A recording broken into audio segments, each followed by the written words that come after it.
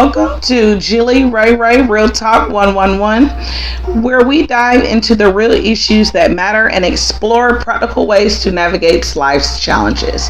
I'm your host, Jilly and today we're tackling a topic that's crucial for maintaining our mental and emotional well-being, and how to not let others steal our joy and ways to overcome negative people and situations. Let's get real, you guys.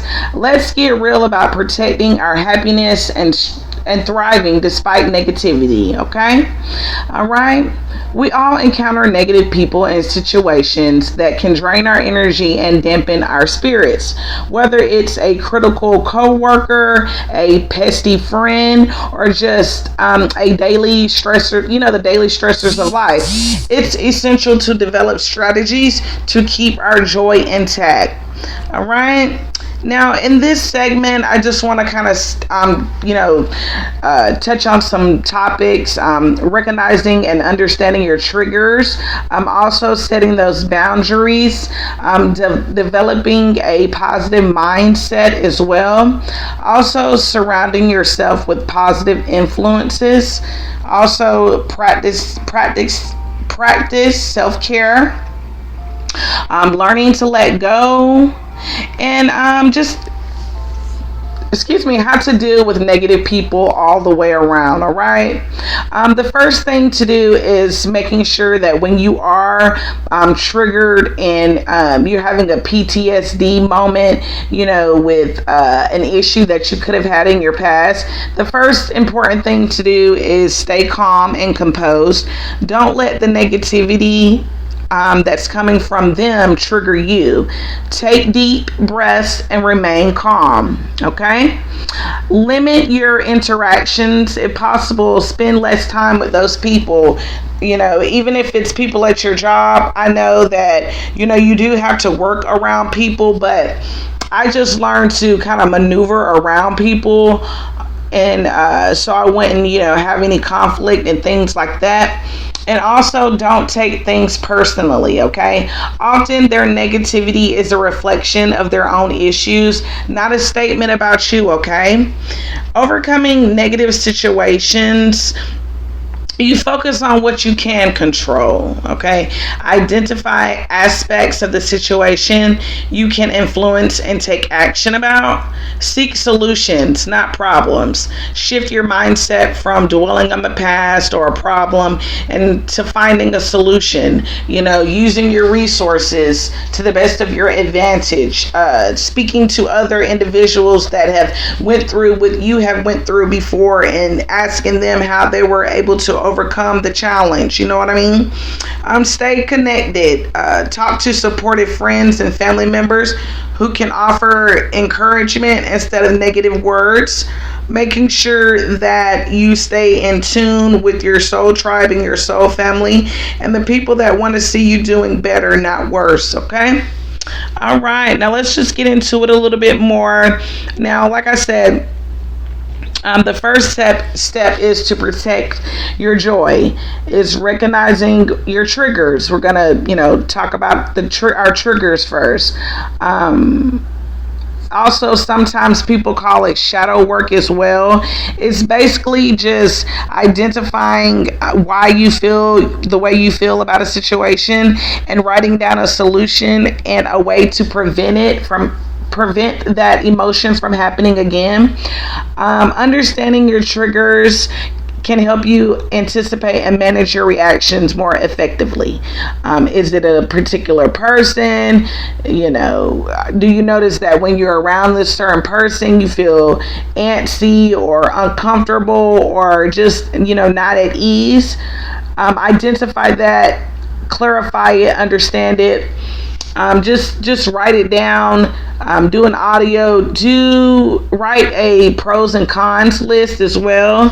Identify the type of situation. Is it, when you're stressed about bills, or you're stressed about, the idea or thought of what your spouse or significant other, boyfriend, girlfriend is doing.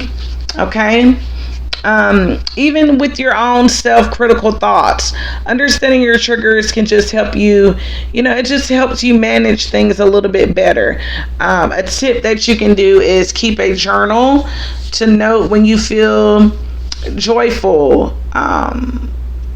Also, journal when you're feeling uncomfortable. Over time, patterns will emerge, helping you identify specific triggers. Just keep writing it in your journals, you guys. Identify it, know it, hold it accountable. Okay. Also, now, setting boundaries. Setting boundaries is a crucial way for maintaining your emotional well-being. This means learning to say no and not feeling guilty about it. Okay. Often people who attack empaths and people who are very giving and caring, they know the things to say to you to get you triggered. You know what I mean? So you have to know how to get away from those types of people and situations.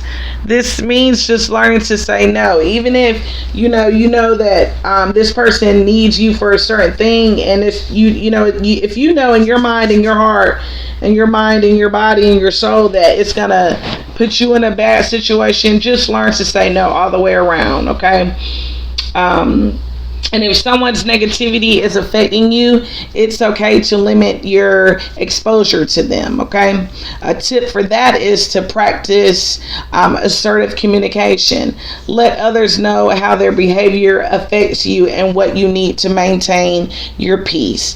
So say you're having an issue with your mother or your spouse. You can let them know, hey, I don't like the way that you talk to me like that. There's a way that people can communicate with each other without feeling guilty, without being shamed, without cursing, without yelling. There is a way to properly talk to a person. And if you know that when you talk to a person that they get upset and they start raising their voice and things like that, you might want to start the conversation with, hey, can we have a conversation? Can we talk about a topic? And I say what I had to say first, and then I stop talking, and then I let you say what you need to say, and we get our point across. And if you cannot do that verbally, you can also do it with a cell phone or writing the notes down and having someone respond to how that situation or that encounter made you feel. Okay. And it's just basically setting boundaries to let that person know, hey, you will not be able to talk to me ever again like that. If you do talk to me like that, give them the ultimatum. If you ever do talk to me like that, again, I will no longer have communication with you because this is not healthy for my mental state. Okay. Just simple as that. Don't ignore it, and also develop a positive mindset. By developing the positive mindset, it can actually act as a buffer against negativity. It's basically a blocker.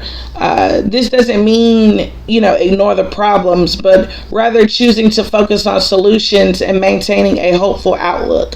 A tip that people often use is start your day with positive affirmations and gratitude. Okay. Reflecting on what you're thankful for can shift your focus away from negativity. All right. Start your day with some affirmations like, I am great. I am beautiful. I am smart. I am handsome. I am intelligent. I am strong. I am powerful. I'm going to work on time every day. I am getting the bills paid. I am a good mother. My kids have everything that they need. My house is clean. I am clean. My issues are not taking me over. I eat my problems for breakfast. Things like that. Affirm yourself. All right. Just learn to bring out that positive side instead of those negative things, those negative situations and negative conversations. Always grab the positive out of something first and kind of roll with that. All right. And also, I want to touch on, you guys, today, surround yourself with positive influences. You become like the people you spend the most time with. You know how they say that phrase, birds of a feather flock together. Birds of the same feather flock together. Excuse me, guys. I believe that kind of came out wrong, but you guys know what I mean. Basically, learning to surround yourself with positive influences, okay? Surround yourself with those who uplift and inspire you. Seek out positive influences, whether it's through friendships, mentors, inspirational content like mine. I do appreciate you guys for checking in with me on my YouTube. If you guys don't mind, could you hit that like, share, and subscribe button so you'll see when my videos drop for you. It's a free way to donate to the channel. I really do appreciate it. I'm just a single mom trying to help others elevate and get through our depression and negative people and negative influences that we have on a daily basis. And my podcast is basically to uplift people, to motivate them to not stay stuck in their negative ways and learning to let things go so that we're able to prosper. All right. And now, a tip that I do, like I said, is I've joined many inspirational groups on Facebook, on TikTok. I like to follow people that are positive, that have more positive channels versus, drama-filled things and things like that. So join those groups, join those community groups that share your interests and values. Being part of a supportive network can reinforce your fight against negativity, okay? Just staying positive, staying around the most positive people that you know, church members, down at your local, food banks and clothing banks and things like that. There's often very positive people there to help you. Going to job sites, certain staffing services, SC, like in South Carolina, it's SC Works. They actually help you, get a job, and they're very encouraging people if you're trying to get to the next best thing, with maybe a job, getting back on your feet, housing, going back to school to kind of, figure out a better trade that you could do to bring more revenue in for your family. All right.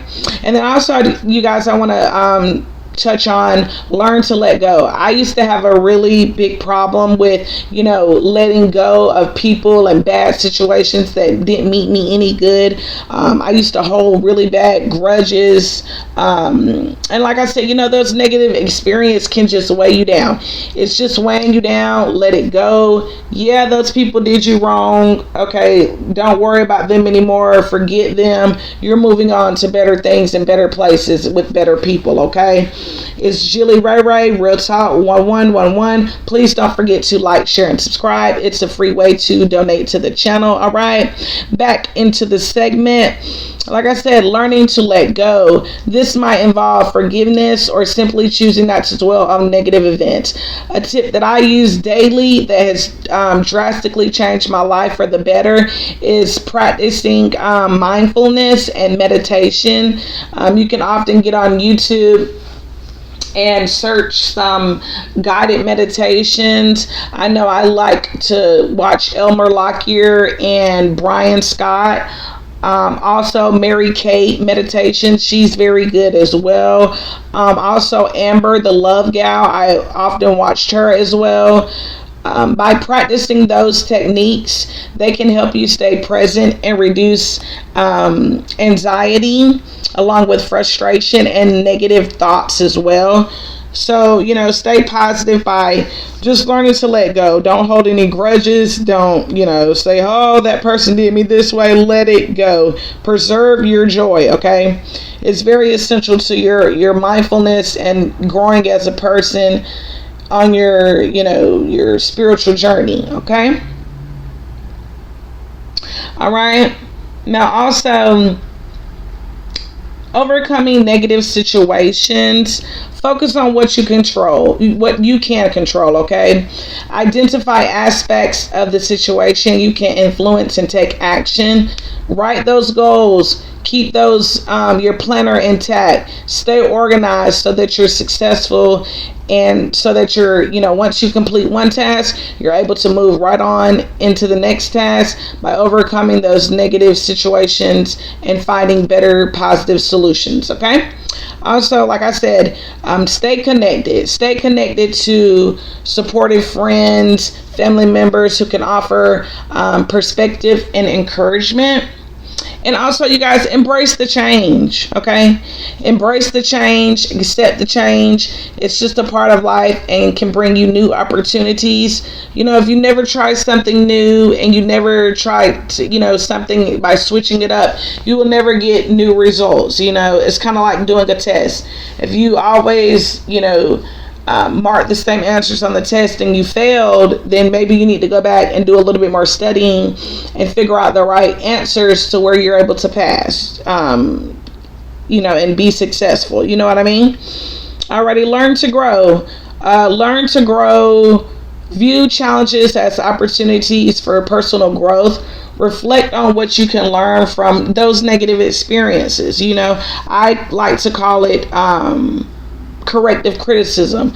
Learn from the negative experience that you went through, all the negative things that people said about you. Use it as corrective criticism. Okay, a person says, hey, maybe you need to go get a job. Maybe you do need to go get a job so that you're able to take care of you and your family a little bit better. Maybe someone has encouraged you to stop drinking as much alcohol to where you're able to build and have more positive relationships with someone.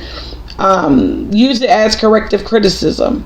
Someone's telling you maybe you're smoking too much. Maybe you do need to lay low on the smoking for a little while so that you're able to get your thoughts clear and everything comes in clear for you. You know what I mean? Yeah, so just reflect. Remember, you guys, to recognize and understand your triggers. Okay? Set your boundaries. Develop a positive mindset. Surround yourself with positive influences. Practice self-care. Learn to let go.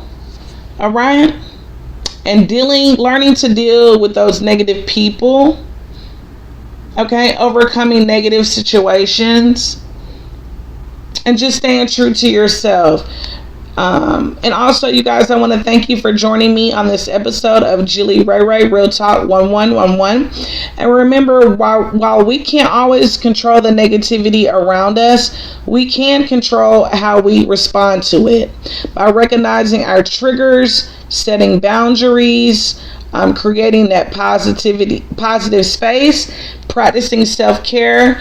We can protect our joy and thrive despite the challenges. If you have enjoyed today's episode, please subscribe, leave a review, share your thoughts in the comments, share it with others. Let's continue the conversation on social media. On other platforms, I'm also on TikTok as Jilly Ray Visuals. I'm over on Instagram as Jilly Ray Manifestations. I'm on Facebook as Jasmine Jilly Ray. If you guys want to check me out on some of my other platforms, I really do appreciate it. And you guys don't forget to like, share, and subscribe to the channel. I would really appreciate it. And I love you guys so much. And until next time, stay positive, stay strong, and keep protecting your joy. And I hope that you guys have a great and wonderful week. It's Jilly Ray. Blessed.